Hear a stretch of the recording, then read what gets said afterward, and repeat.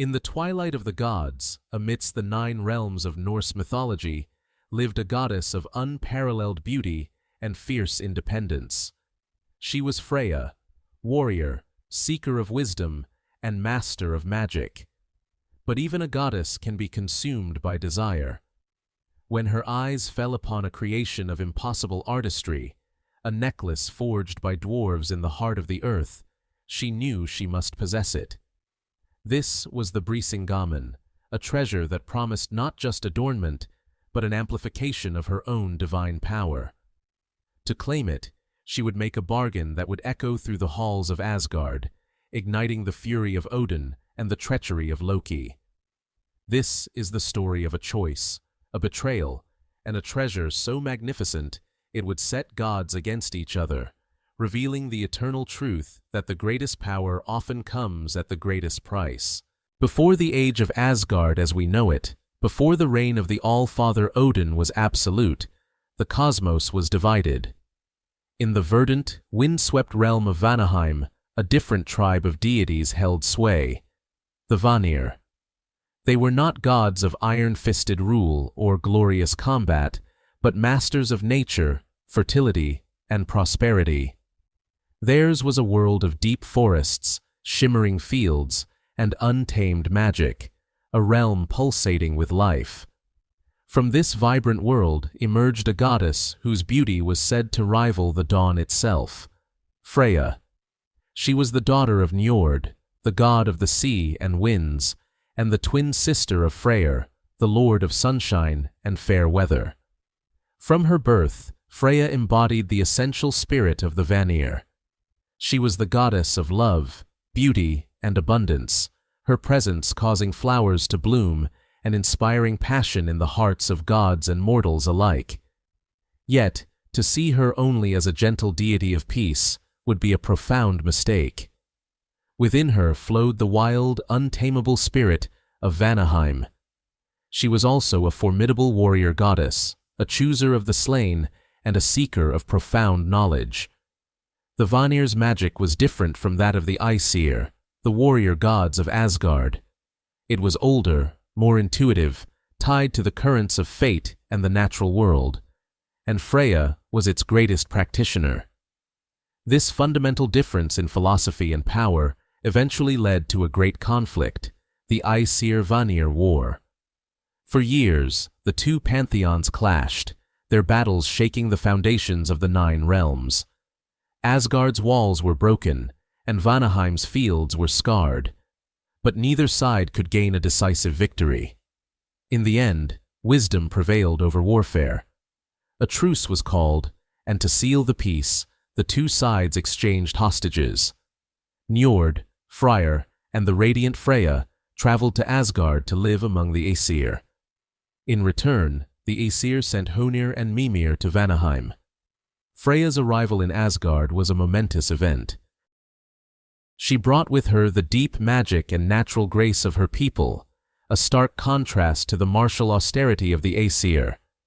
She was an outsider, a symbol of a former enemy, yet her power and charisma were undeniable. She was about to carve a new destiny for herself in this city of warrior gods, a destiny that would intertwine love, magic, and an unyielding quest for power that would forever change the realm of the gods. In the fortified realm of Asgard, a city built for warriors and kings, Freya of the Vanir did not merely survive, she thrived. She established her own magnificent hall, a testament to her unique status and power. This was not a mead hall for revelry, but a realm of honor named Sessrumnir, located in the heavenly field of Fólkvangr. Here, Freya's role as a martial deity came into full focus. By an ancient agreement with Odin, she claimed the right to choose half of all champions who fell bravely in battle. While Odin's Valkyries guided their chosen to Valhalla, Freya's chosen found their afterlife in the splendor of Fólkvangr. This arrangement made her Odin's equal in the grim accounting of heroic souls, a queen presiding over her own legion of the valiant. Her influence extended far beyond the battlefield. As the goddess of love and passion, she was sought by gods and goddesses alike for counsel. Yet her own heart knew profound sadness. She was married to the enigmatic god, Odin, a figure of whom little is known. His frequent and prolonged travels left Freya in a state of constant longing. In his absence, she would wander the realms, from the lands of mortals to the halls of giants, searching for him. During these journeys, her sorrow was so great that she would weep tears of the purest gold, which became a treasured substance across the worlds. This aspect of her story reveals a deep vulnerability beneath her powerful exterior, a capacity for immense love and loyalty. But her unparalleled beauty was a double-edged sword. It inspired poetry and devotion, but it also provoked intense, dangerous desire. Giants and other beings constantly schemed to possess her, seeing her as the ultimate prize. The master builder of Asgard's walls demanded her hand as payment, a price the gods nearly paid. The giant Thrym stole Thor's hammer and would only return it in exchange for marrying Freya. These events cemented her status as the most desired being in the cosmos, but also placed her at the center of constant peril, forcing the gods to rely on their wits and strength to protect her. She was Asgard's treasure, but she was also a catalyst for conflict, a radiant queen whose very existence shaped the great dramas of her age. Beyond her command over love and her claim to fallen heroes, Freya possessed a power that was uniquely her own, a form of magic so potent and mysterious that it both fascinated and unsettled the gods of Asgard. This was Satyr, the ancient sorcery of the Vanir. Unlike the rune magic of the Aesir, which was often structured and formal, Satyr was an intuitive, shamanistic art. It was the magic of weaving fate, of seeing into the future, of influencing the minds of others, and of traveling outside the body in spirit form. It was a power that delved into the very fabric of destiny, allowing its practitioners to not only read the threads of fate, but to subtly tug upon them. In the culture of the Aesir, the practice of Satyr was often viewed with suspicion, sometimes considered unseemly for male warriors to practice. But for Freya, it was her birthright. She was a Völva, a seeress of the highest order, and the undisputed master of this complex art. When she came to Asgard, she brought this profound knowledge with her. It was a gift of immense significance, one that would irrevocably alter the landscape of power among the gods. It is said that Freya herself was the one who initiated the All-Father, Odin, into the mysteries of Satyr. Odin, ever the seeker of wisdom, who had already sacrificed an eye for a drink from the well of Mimir, recognized the immense strategic value of this magic. He understood that to foresee an enemy's move, or to influence a king's decision without ever drawing a sword, was a power greater than any army. Under Freya's tutelage, he embraced the practice, adding it to his vast arsenal of knowledge and further cementing his position as the wisest of the gods. This act demonstrates Freya's incredible influence. She was not merely a resident of Asgard, but a teacher, a conduit of ancient power, who equipped her former adversaries with one of their most formidable tools. Her mastery of Satyr made her an essential counselor and a figure of immense respect. The gods sought her for prophecy, for insight into the intricate web of the future. But this power also made her an enigma. A goddess who could perceive the destinies of others was a goddess whose own motives were difficult to discern, whose true desires remained veiled in mystery. Deep beneath the surface of the world, in a realm of eternal twilight and blazing forges, lay Svartalfheim. This was the domain of the dwarves, a race of master artisans and ingenious smiths. They were beings of stone and metal, their entire culture revolving around the arts of mining, smithing, and enchantment. They were not creatures of open landscapes or sunlit skies. Their world was a labyrinth of echoing caverns, glittering veins of ore, and workshops where the clang of hammers never ceased.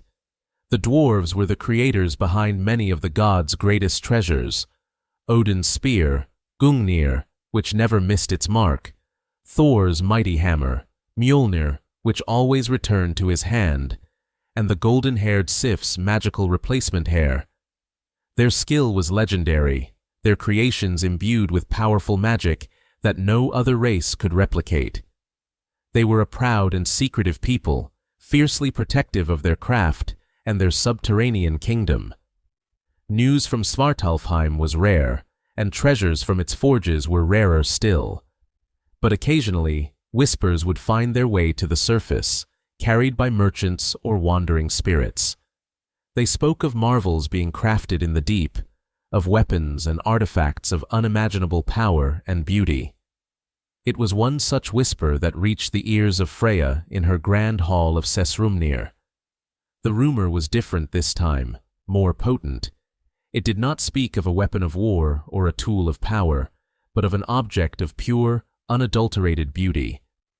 The tales described a necklace, a creation so exquisite that it was said to hold the brilliance of 1,000 stars and the warm light of the dawn. It was an ornament that didn't just adorn its wearer, but became a part of their very essence, amplifying their natural radiance to a divine level. For Freya, the goddess of beauty and a collector of all things fine and precious, this was more than a casual rumor. It was a siren's call. Her desire, a force of nature in itself, was ignited. She, who was already the most beautiful of all goddesses, felt an inexplicable pull towards this ultimate symbol of beauty. The thought of it began to occupy her mind, growing from a simple curiosity into a burning obsession. She had to see it. She had to know if the whispers were true. And so, a decision formed, solid as the dwarven mountains themselves. Freya would journey to the dark heart of Svartalfheim, a perilous undertaking for any god, to seek out this legendary treasure. Following the whispers and rumors down into the deep places of the earth, Freya finally arrived at the hidden forge.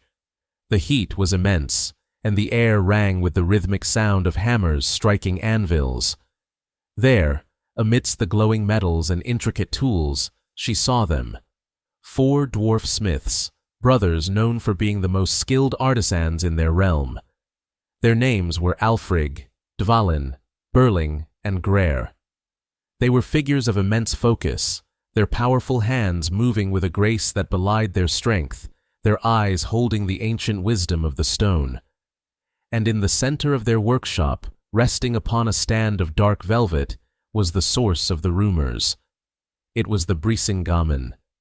The necklace was more magnificent than any tale could have described. It was not merely gold and gems, it was living light, a symphony of fire and starlight captured in metal. Each link was a masterpiece, each jewel pulsed with an inner luminescence. It seemed to hum with a powerful energy, a song of supreme beauty and ancient magic. Upon seeing it, Freya was utterly transfixed. The desire she had felt before was now an overwhelming, all-consuming need.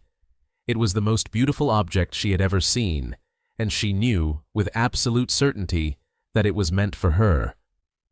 She approached the 4 brothers, her divine presence filling the smoky forge.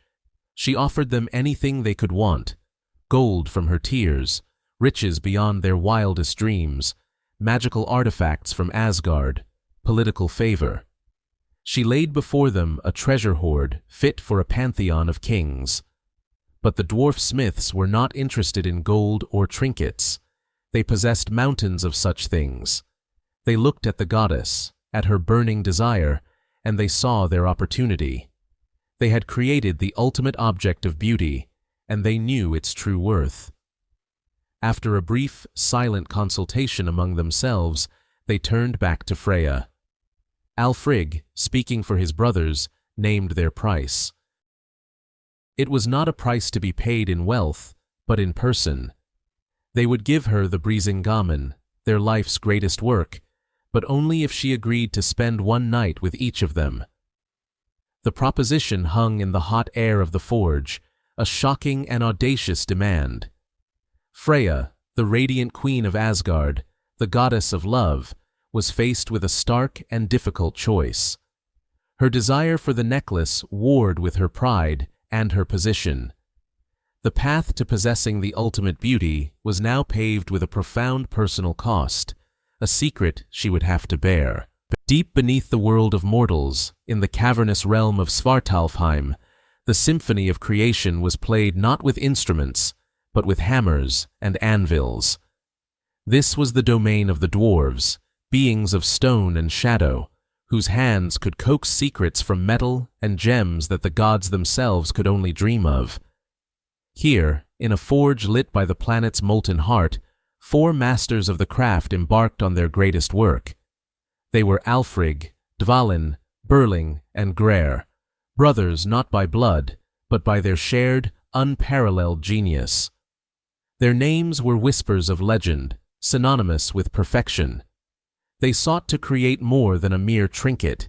They aimed to forge a soul into gold. For months, they toiled. Alfrig, the strategist, drew the design from the patterns of the cosmos, mapping the flow of power through each link and clasp. Dvalin, the alchemist, gathered the materials. Gold spun from sunbeams trapped in the deepest rock, diamonds that held the light of the first stars, and emeralds that pulsed with the life force of the earth itself. He ground these elements into a dust of pure potential, a substance that shimmered with contained magic. Burling, the muscle and the rhythm, worked the bellows, breathing life into the forge's fire until it burned with a heat that could unmake reality.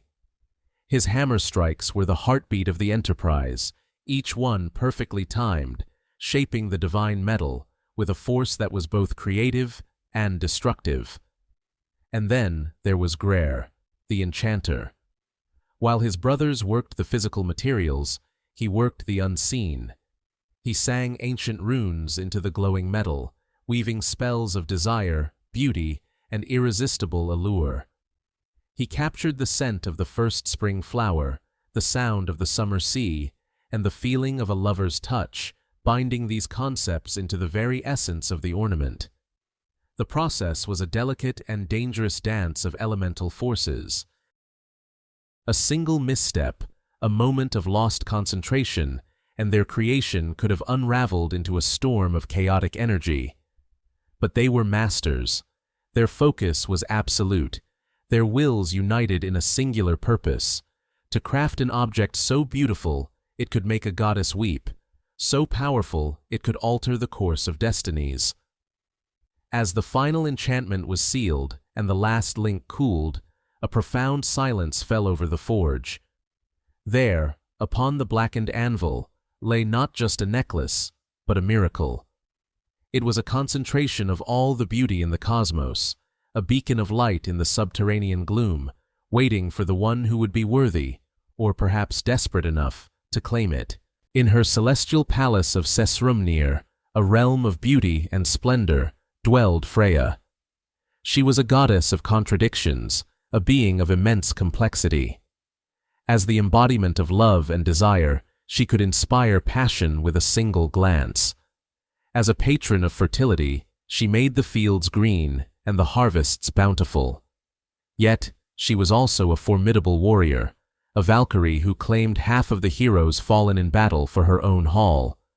Her power was vast, her spirit untamed, and her appreciation for beauty was legendary. Her halls were filled with treasures from all the 9 realms, yet her heart always yearned for the unique, the perfect, the unattainable. It was this innate sensitivity to beauty, a form of magic in itself, that first alerted her to the dwarves' creation.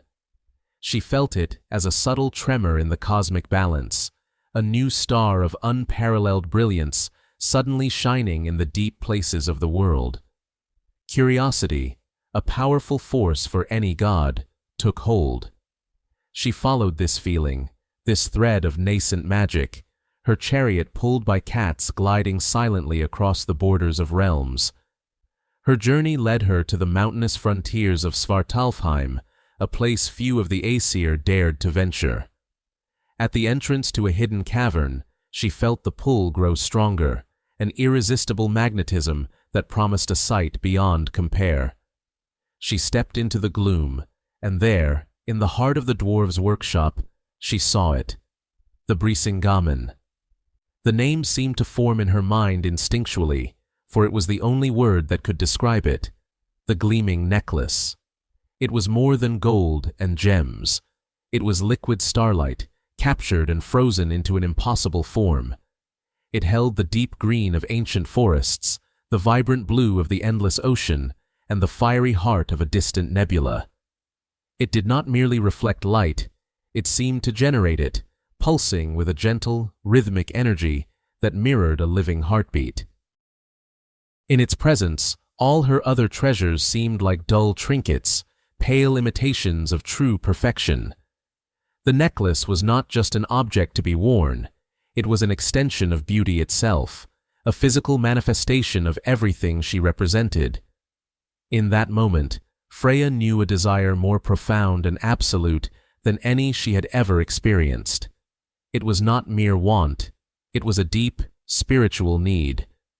The Brísingamen was her other half, the external soul of her divine nature, and she knew, with terrifying certainty, that she could not live without it. The air in the forge grew heavy, thick with the tension between divine power and primordial craft. Freya, accustomed to commanding respect and adoration, stood before the four dwarf masters. She presented herself not as a supplicant, but as a patron, a goddess ready to bestow her favor. "Name your price for this masterpiece," she commanded, her voice echoing with the authority of one who rarely hears the word no. She offered them riches beyond their wildest dreams, chests of gold from vanquished dragons, armfuls of silver that shone with the moon's own light, and enchanted weapons that could fell giants. She promised them fertile lands, protection from their enemies, and a place of honor in the tales of the gods. But Alfrig, Dvalin, Burling, and Grer were unmoved. They looked at her offerings, the wealth of a goddess, and saw only common materials. Gold? They drew it from the earth's veins, as if it were water. Protection? Their own subterranean kingdom was their fortress. Fame? Their works were their legacy, more enduring than any spoken tale. Dvalin, speaking for his brothers, shook his head. "Great Freya," he said, his voice like the grinding of stone, "we have no need for such things. We are creators of treasure, not hoarders of it.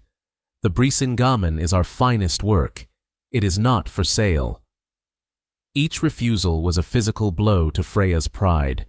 Her offers grew more extravagant, her tone shifting from command to persuasion, and finally, to a desperate plea. This was a new and unsettling experience for her. Her power, her status, her beauty, the very tools she used to shape the world to her will, were useless here. The dwarves held the one thing she desired above all else, and they were immune to her influence. Her desire, already a burning fire, was fanned into a raging inferno by their resistance. The necklace seemed to pulse more brightly with every moment it was denied to her, mocking her powerlessness. The obsession took complete hold, eclipsing all reason, all pride. She could think of nothing else. The world outside the forge faded away, leaving only her, the four craftsmen, and the perfect gleaming object of her fixation. She had to have it. Seeing the depths of her obsession, the raw, unyielding need in her eyes, the dwarves exchanged a knowing glance. They finally understood what they held. It was not merely a necklace, it was the key to a goddess's will. And for that, gold and silver would never be enough. They huddled together, whispering, before turning back to her. A slow, cunning smile spread across Grer's face.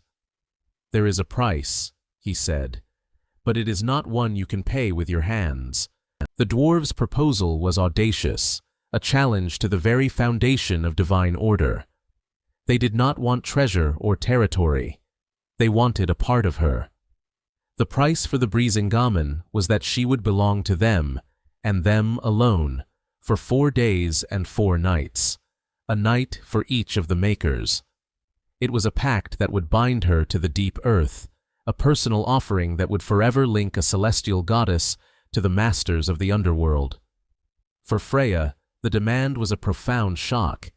She was one of the Vanir, a goddess of high standing, desired by gods and giants alike.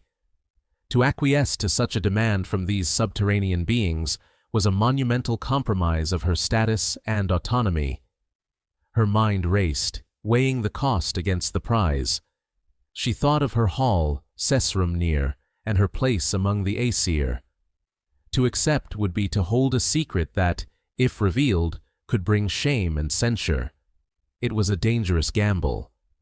Yet, when she looked at the Brísingamen, all other considerations faded. The necklace was more than an object. It was her destiny. It was the physical embodiment of her own essence, and to leave it behind felt like abandoning a part of her soul. She saw herself wearing it, her beauty amplified beyond mortal comprehension, her power over the hearts of all beings made absolute. The temptation was overwhelming, an irresistible siren song promising completion. Her internal struggle was fierce, but brief. The obsession had already made the choice for her. With a slow, deliberate nod, she accepted their terms. For 4 days, the goddess of love and beauty remained in the heart of the mountain, fulfilling her part of the bargain. The narrative of those 4 nights would remain shrouded in the earth's silence, a compact known only to the 5 of them. It was a transaction of unparalleled intimacy, a sacrifice of pride on the altar of desire. When the 4th night passed, the dwarves presented her with the necklace. As she fastened the clasp, a shiver ran through her. The Brísingamen settled around her neck as if it had been forged for her and her alone.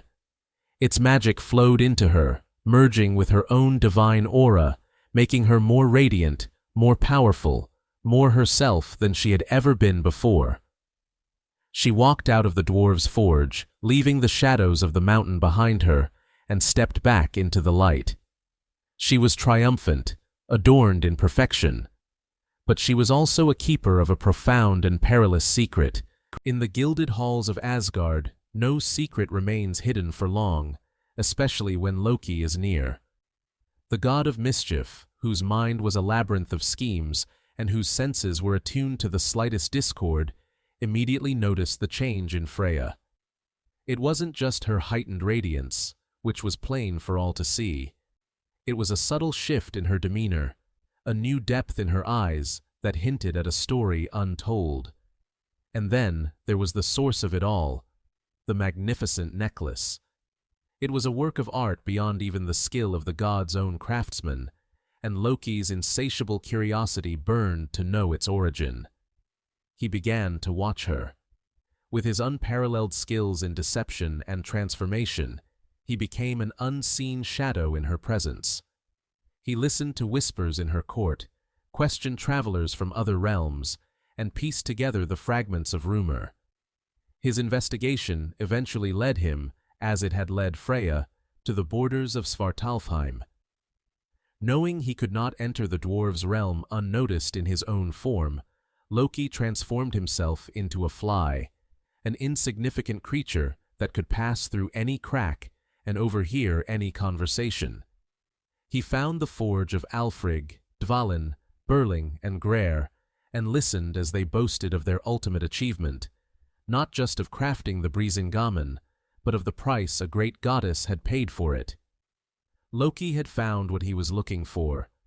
The secret was a weapon, far more valuable to him than any gold or magic.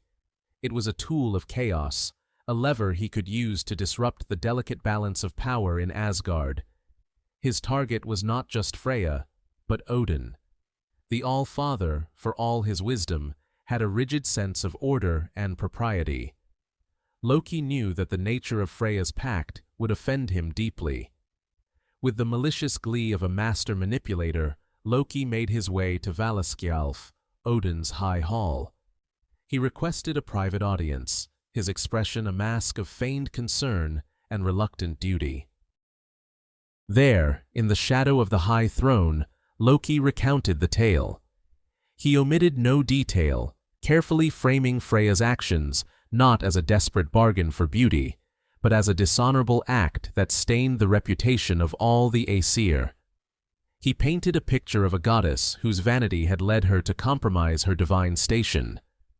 Odin listened, his single eye fixed on Loki, his face an unreadable mask of stone. But as the story concluded, a cold, dangerous anger began to emanate from the All-Father. The secret was out. The trickster had played his hand, and the storm of divine wrath was about to break directly over Freya's head. In the gilded halls of Asgard, a subtle change had occurred, a shift in the atmosphere that only the most perceptive could sense. And none were more perceptive than Odin, the All-Father, who sat upon his high throne, Hlidskjalf. From this vantage point, he could see into all the 9 realms, yet the most troubling mystery was unfolding right within his own kingdom. It concerned Freya, the radiant goddess of love and beauty. She had always been luminous, a beacon of divine allure, but recently her radiance had intensified. It was not the warm glow of happiness, but the brilliant, almost defiant shimmer of a newly acquired power. Around her neck, she wore the source of this new light, the necklace of the Brísingamen. She wore it openly, yet she spoke of it to no one, and its origins remained a closely guarded secret. Odin's ravens, Hugin and Munin, thought and memory, returned to his shoulders each day with whispers from across the worlds, but on the matter of the necklace, they were silent. This silence was more telling than any report. It meant the necklace's creation and acquisition had been an affair of the deep earth, a transaction conducted in shadows, away from the sight of raven or god. The All-Father's single eye, which had seen the dawn of time and the birth of stars, now fixed upon Freya as she moved through the court. He saw the pride in her step, the confidence in her smile. He also saw the faint, almost invisible shadow of a secret she carried. It was a secret that felt like a wall being built between them, between a powerful goddess and her king. In Asgard, secrets were currency, but they were also poison. They bred mistrust and fractured alliances. Odin, the master of runes and hidden knowledge, could not abide a secret of this magnitude festering in his own home, worn so brazenly by one of his most important figures. He knew the necklace was more than just an adornment. It was a statement. But what was it saying? His mind, a vast ocean of strategy and foresight, began to churn. He needed to know the truth, not just to satisfy his curiosity, but to maintain the delicate balance of power upon which Asgard depended. The question was how. A direct confrontation would only make Freya more defensive. He needed an agent, someone who could move through shadows as easily as Freya moved through light. His gaze drifted, settling on the one figure in Asgard who reveled in secrets, who could unravel any knot of intrigue simply for the pleasure of it.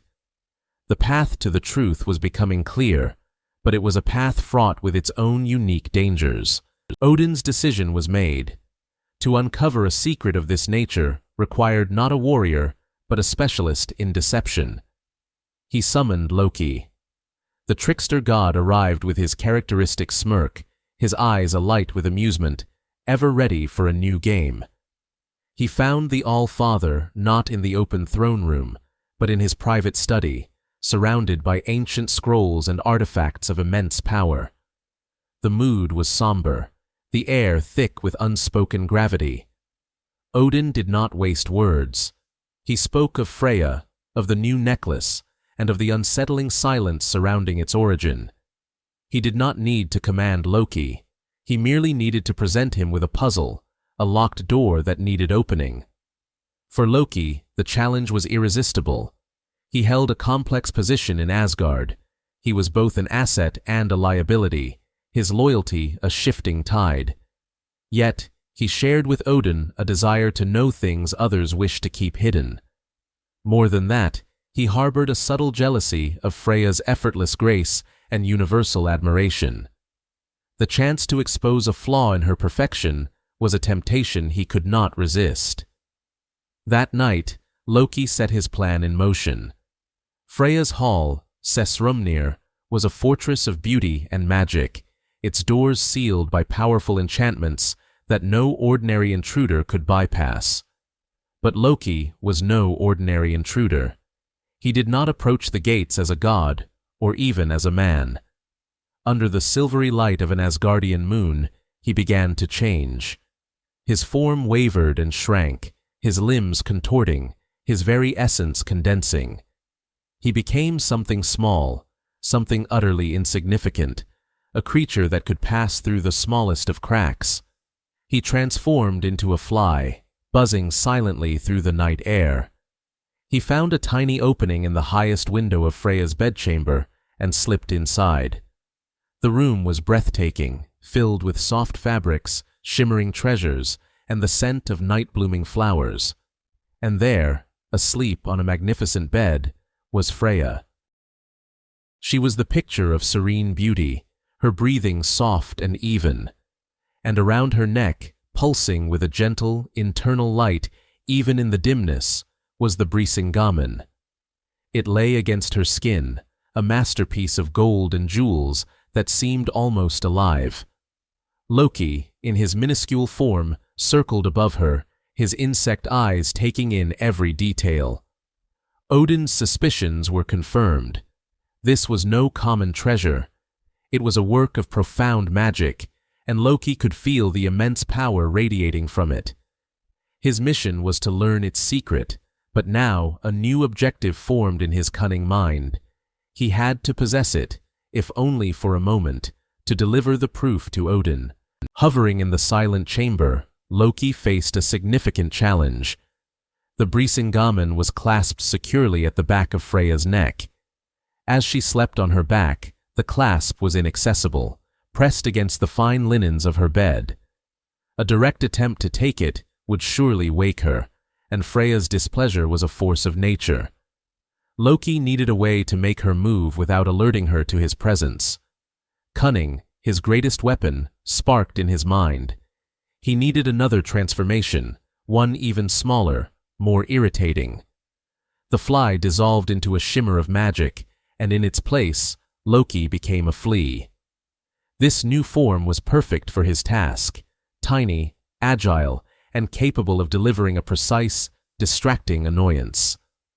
He landed softly upon Freya's cheek, a nearly weightless speck in the vast, quiet room. He moved with purpose, crawling to a sensitive spot and delivering a sharp bite. Freya stirred in her sleep, her hand coming up to brush at the irritation. She murmured, her dreams disturbed, and then, just as Loki had hoped, she turned onto her side. The movement was a victory. The back of her neck and the intricate clasp of the Brísingamen were now exposed. Working quickly, before she could settle back into a deep slumber, Loki crawled onto the necklace itself. The metal was cool against his tiny form, humming with latent power. He examined the clasp, a marvel of dwarven engineering, complex and seamless. But Loki's intellect was as sharp as any smith's tool. He found the hidden mechanism and, with the surprising strength of his divine nature compressed into a minuscule body, he managed to unfasten it. The necklace came loose. The most difficult part was yet to come. He had to remove the heavy artifact from the room without waking its owner. Reverting to his natural form inside the chamber was too risky. Instead, he carefully dragged the necklace, link by golden link, toward the edge of the bed. It was a slow, arduous process. The faint clinking of metal against the floor sounded like thunder in the silence. Once it was on the ground, he resumed his own shape, silent as a shadow. He scooped up the Brísingamen, its weight a satisfying burden in his hands.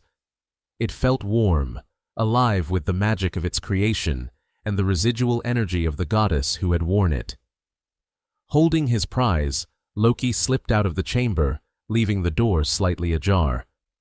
he moved through the sleeping halls of Asgard, a phantom on a mission of cosmic importance. Freya would awaken to find her greatest treasure, and the symbol of her secret bargain, gone. The revelation was no longer hers to control. Loki did not wait for the dawn. He went directly to Odin's private chambers, the stolen necklace cold in his hands. He found the All-Father awake, as if he had been waiting, his single eye staring into the embers of a low fire. Without a word, Loki stepped forward and presented the Brísingamen. He laid it upon a stone table between them. In the dim light, the necklace seemed to drink the shadows, its jewels gleaming like captive stars. For a long moment, Odin simply looked at it. He did not need to touch it to understand its nature. His wisdom allowed him to read the story in its craftsmanship, the deep earth magic, the echoes of the four dwarves' hammers, the sheer, unbridled ambition poured into its creation. This was not a gift. It was a transaction. A treasure of this magnitude would have a price far greater than gold. When Odin finally looked up at Loki, his expression was not one of explosive anger, but something far more unsettling.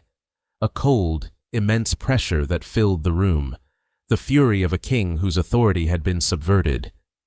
This was not about jealousy or a simple broken rule. It was about order. Odin's entire reign was dedicated to maintaining order against the ever-present threat of chaos.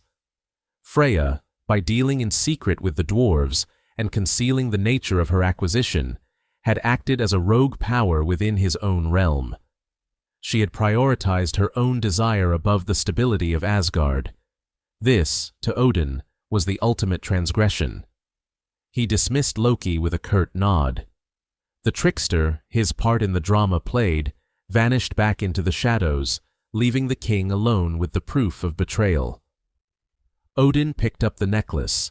It felt heavy, not just with gold, but with the weight of consequence. He saw the future in its glittering facets, the discord this secret could sow among the gods, the weakness it could expose to their enemies. His wrath was not the hot fire of a warrior, but the glacial advance of a judge. He was the All-Father, and a father must discipline his children, especially when their actions endanger the entire family. He knew what he had to do.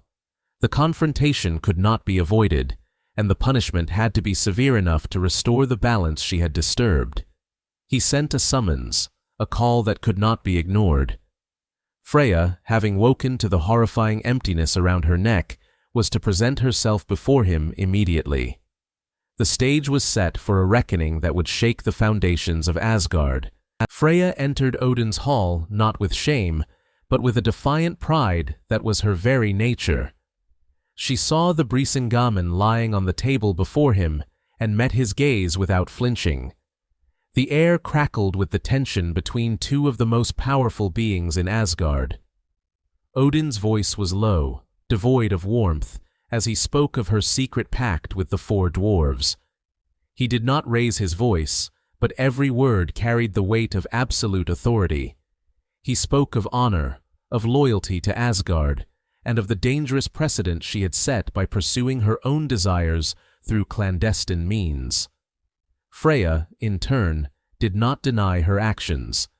She defended her right to seek beauty and power, arguing that the necklace made her stronger, a greater asset to the gods, not a lesser one. She demanded its return, claiming it was hers by right of her bargain. But Odin was not interested in her justifications. He saw only the breach of trust and the threat to cosmic order. He would return the necklace, but not without a price. His judgment would be a lesson, a permanent reminder of her transgression. The All-Father's decree was as clever as it was severe. He would not imprison her or strip her of her titles. Instead, he would use her very essence against her. As the goddess of love, passion, and fertility, she would become an agent of its opposite, eternal conflict. Odin commanded her to find two powerful kings in the world of mortals, and, using her divine influence, to sow such bitter discord between them that they would wage a relentless war. But this was no ordinary war. He decreed that whenever a warrior fell in battle, on either side, they would rise again to continue the fight the next day. The conflict was to be endless, a perpetual cycle of strife fueled by her magic, lasting until a chosen hero finally intervened. It was a terrible, poetic sentence. Freya, the beacon of love, was now tasked with creating a wound on the mortal world that would never heal. She was horrified, understanding the profound cruelty of the decree. She would get her beautiful necklace back, but its luster would forever be tainted by the unending conflict she was forced to create. With a heavy heart, she accepted the terms. Odin handed the Brísingamen back to her. As she fastened the clasp around her neck, the familiar weight felt different. It was no longer just a symbol of beauty and power, but a mark of her obligation, a constant reminder of the All-Father's unforgiving justice. She left his hall, her radiance undimmed, but her spirit burdened with a dark new purpose. In the cosmic order of the Norse gods, balance is a fragile concept, easily disturbed by envy. While Freya's beauty, enhanced by the Brísingamen, brought light and admiration to Asgard, it also cast long shadows where jealousy could fester. And in those shadows, no figure was more at home than Loki, the trickster god. He watched Freya, not with the reverence of the others, but with a covetous gleam in his eyes. He saw not a goddess in her element, but a possessor of a treasure he believed she did not exclusively deserve. The necklace was a symbol of ultimate desirability, and for Loki, who thrived on chaos and the acquisition of what was not his, it became an obsession. His desire was not to wear it, but to take it, to prove that even the most secure, most beloved goddess could be humbled. He saw the Brísingamen as a challenge, a lock to be picked, a testament to his own superior cunning. The plan that formed in his mind was one of stealth and violation, a direct affront to Odin's order and Freya's sovereignty. He waited for the deepest point of the night, when the halls of Asgard were silent, and even the watchman's eyes grew heavy. Freya slept in her grand hall, Aesir-Vanir, a place of honor for the chosen fallen, but also her private sanctuary. The doors were barred, the windows secured, and powerful enchantments protected the perimeter. For any other being, it would be an impenetrable fortress. But Loki was a master of forms, a weaver of deceptions. He did not need a key, he needed only a crack. Shrinking his form, he transformed into the most innocuous of creatures, a common fly. He buzzed silently through the air, his multifaceted eyes scanning for any weakness. He found a tiny gap in the lock of the great hall doors, a space no larger than a needle's eye, and slipped through. Inside, the air was still and warm. Freya lay asleep, the Brísingamen rising and falling gently on her chest, its gold and amber catching the faint moonlight. It was clasped securely from the back. Loki, still in his insect form, crawled upon her, his tiny legs moving over her skin. He attempted to unlatch the necklace, but it was impossible. He then bit her on the cheek, just hard enough to make her stir and turn in her sleep. In that single movement, the clasp was exposed. With deft precision, the trickster undid the latch, seized the magnificent treasure, and vanished back into the shadows of the night, leaving behind a profound emptiness and the dawn of a terrible discovery. The morning in Asgard broke with a sense of profound violation. Freya awoke not to the familiar, comforting weight of the Brísingamen, but to a cold emptiness upon her skin. The realization struck her with the force of a physical blow. Her sanctuary had been breached, her most personal treasure stolen. A wave of cold fury and deep distress washed over her, an emotion so potent that it rippled through the very foundations of the celestial realm. Her cry of anguish and rage echoed from Aesir-Vanir, alerting the other gods that something was terribly wrong. It was a sound that reached the highest peak of Asgard, to Himinbjörg, the Sky Mountains, where the ever-vigilant guardian Heimdall stood his watch. Heimdall, the white god, was unique among the Aesir. His senses were so acute he could hear grass growing on the earth and wool growing on sheep. He required less sleep than a bird and could see for hundreds of miles. Nothing in the 9 realms escaped his notice. As Freya's cry reached him, his keen eyes had already detected the faint, shimmering trail of magic Loki had left in his wake. He saw the disturbance, the subtle tear in the fabric of Asgard's security. While others were still processing the shock of the news, Heimdall understood the culprit and the stakes. He knew Loki's signature brand of chaos, the sly, serpentine path of his deceit. This was not a simple theft. It was an act of cosmic imbalance, an insult that threatened the honor of all the gods. Without waiting for a command from Odin, Heimdall set off in pursuit. His duty was not merely to guard the Bifrost Bridge, but to protect the integrity of Asgard itself. He was the antithesis of Loki: order against chaos, duty against selfish impulse, light against shadow. The chase was not a simple physical one. Loki was a master of illusion and escape, weaving his path through hidden portals and forgotten pathways between the realms. He cloaked his presence, attempting to erase his tracks as he went. But he could not fool Heimdall. The guardian god could perceive the very resonance of the Brísingamen, its sacred energy now tainted by Loki's touch. He followed this magical signature, a golden thread leading him through misty fjords, across shimmering plains, and toward the cold, desolate coastlines of the mortal world, Midgard. The pursuit was a silent, intense duel of wits and senses, a race against time before Loki could hide the necklace away forever, plunging Freya and Asgard into a state of diminished glory. Heimdall knew he was closing in. He could feel the trickster's panic, the desperate energy of a cornered foe.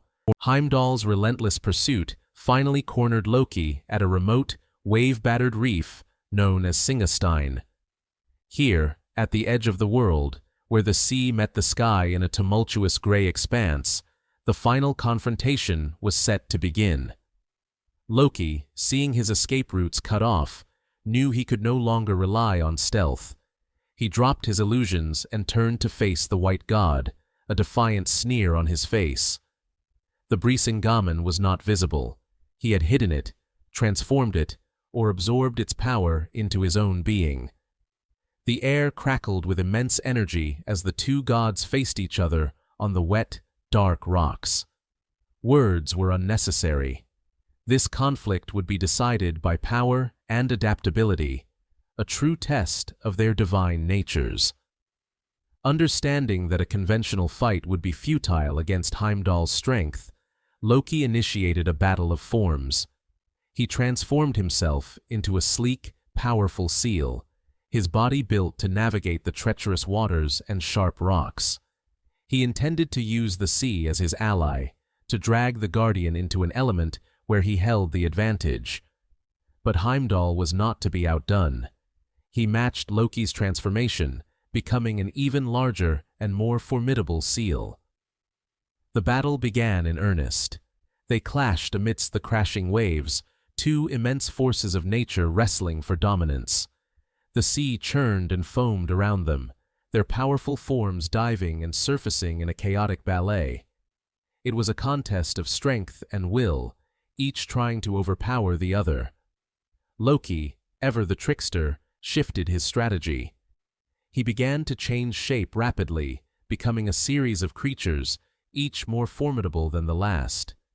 He became a great fish with razor-sharp teeth, then a soaring sea eagle with powerful talons. Each time, Heimdall matched him, his own transformations countering Loki's perfectly.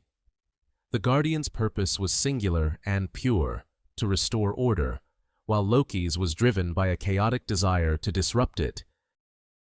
This fundamental difference gave Heimdall an edge in focus and endurance. The climax of the battle saw them take their most potent forms. Loki became a great, blazing fire, attempting to consume the entire rock of Singastein in flame. In response, Heimdall transformed into a torrential downpour, a living storm that descended upon the flames. Water warred with fire, steam hissing into the sky as the very elements fought for supremacy. In this final, elemental struggle, Heimdall's resolve proved stronger. His storm quenched Loki's fire, leaving the trickster weakened and exposed on the slick, blackened stone, his magical reserves depleted. The elemental fury subsided, leaving only the sound of the restless sea against the shores of Singastein. Loki, defeated and exhausted, lay in his natural form upon the rock, the fight finally gone from him. The battle of transformations had drained his power, leaving him vulnerable. Heimdall stood over him, his form resolute and undiminished, a figure of pure, unwavering order. The Brísingamen materialized beside Loki, its golden light seeming to rebuke the trickster for his transgression. Heimdall reached down and took the necklace. The moment his fingers touched it, the artifact seemed to respond, its warm glow intensifying as if recognizing its rightful guardian. He did not spare Loki another glance. The trickster's punishment would be decided by Odin, but Heimdall's task was complete. His duty was to the necklace and to the goddess who awaited its return. The journey back to Asgard was swift and purposeful. As Heimdall crossed the Bifrost Bridge, the rainbow shimmered with renewed intensity, heralding his success. The gods had gathered, their expressions a mixture of anxiety and hope. When they saw him, holding the magnificent Brísingamen aloft, a collective sigh of relief swept through their ranks. But the most significant moment was yet to come. Heimdall walked through the assembled deities and entered Sessrumnir, where Freya waited in stoic silence. Her hall, usually a place of warmth and life, had felt cold and empty without her signature treasure. She stood proud, her expression unreadable, but her eyes betrayed the depth of her distress. Heimdall approached her with solemn reverence. He did not speak, for no words were needed. He held out the Brísingamen. Freya reached for it, her fingers tracing the familiar contours of the gold and amber. As she lifted it, she paused, the memory of the violation still fresh. Then, with a quiet dignity, she fastened the clasp around her neck. The moment the necklace settled into place, it was as if the sun had returned to her hall. The Brísingamen blazed with a light more brilliant than ever before, and Freya herself seemed to stand taller, her innate power and divine aura fully restored. A faint smile touched her lips, one of relief, of gratitude, and of formidable strength. The treasure was reclaimed, but the incident had left an indelible mark. It had proven the lengths to which envy could drive a god, but it had also demonstrated the unwavering loyalty of those who protected Asgard's honor, and the unassailable connection between Freya and the source of her manifested power. The return of the Brísingamen was more than just the recovery of a stolen item. It was a profound reaffirmation of Freya's place within the Norse pantheon. The ordeal had stripped away any superficial interpretation of the necklace as a mere vanity. It was now understood by all as an extension of Freya herself, a conduit for her power, a symbol of her sovereignty, and a testament to her essential nature. Its theft was not just a crime against property, but an attack on her very being. Its recovery cemented its legacy, and hers, for all time. The story of the theft and the battle at Singastein became a powerful narrative, recounted in the halls of Asgard and the homesteads of Midgard. It illustrated the eternal conflict between order and chaos, represented by Heimdall and Loki. More importantly, it elevated Freya beyond the singular role of a goddess of love and beauty. It showcased her as a figure of immense importance, whose personal treasures were artifacts of cosmic significance, worthy of a divine champion's intervention. The Brísingamen became inextricably linked with her identity. When she wore it, she was not just Freya, the beautiful. She was Freya, the powerful, the desired, and the protected. The necklace represented the irresistible allure of life, fertility, and passion, but also the fierce possessiveness and protective fury these forces could inspire. It was a symbol of what is most precious, and the great lengths one must go to defend it. This myth also added complex layers to her character. She was not a passive victim. Her initial distress transformed into a righteous anger that set the recovery in motion. Her connection to the necklace was so profound that its absence was felt throughout the cosmos, compelling a response from its most vigilant guardian. In this, the story reveals that Freya's power is not just something she wields, but something she is. The Brísingamen does not grant her beauty or status. It amplifies what is already there. Ultimately, the legacy of this episode is one of resilience. It teaches that beauty is not weakness, and that which is most cherished will inevitably attract the envious. But it also shows that for every force of chaos, there is a force of order, and that true power, once reclaimed, shines all the brighter for having been challenged. Freya, with the Brísingamen once again secure around her neck, became an even more formidable and respected figure, a goddess whose allure was matched only by her indomitable spirit.